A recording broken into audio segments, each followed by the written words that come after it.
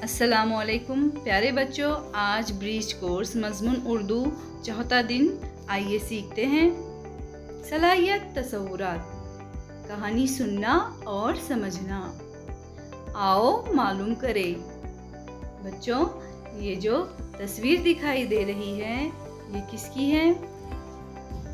किसान की। ये वो शख्स है जो हमारे लिए खेत में अनाज, सब्जियां, फल वगैरह लगाता है, उसकी हिफाजत करता है, खाद पानी देता है और हम तक ये तमाम चीज़ें मुहैया कराता है।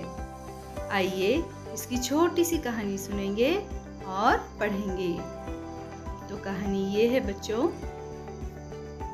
एक दिन किसान खेत के एक कोने में पौधा लगाने के लिए गड्ढा खोद रहा था कि अचानक ठंड की आवाज आई।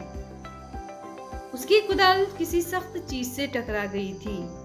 उसकी बीवी ने जल्दी जल्दी खुदी हुई मिट्टी को निकालना शुरू किया।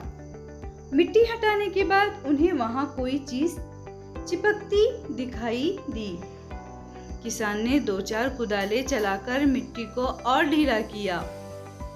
अब जो मिट्टी हटाई गई तो उन्हें वहां पीतल का एक घड़ा दिखाई दिया।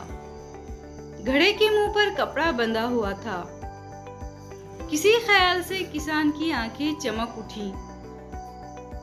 उसने बीवी से कहा, कहीं इसमें कोई खजाना तो नहीं? अहलियत पैदा करें।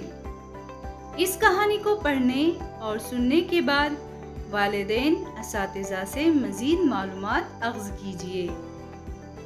आपको इसके आगे की कहानी मालूम करना है।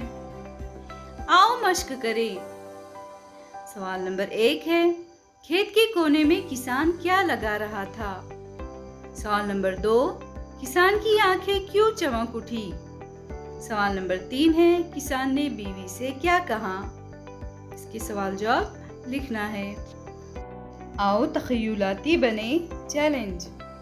अपने घर में गमले में एक पौधा लगाइए और उसका मुशाहिदा कीजिए कि वो किस तरह नशो नुमा पाता है। अपने वालिदैन, असातिज़ा और साथियों से इसका तज़किरा कीजिए।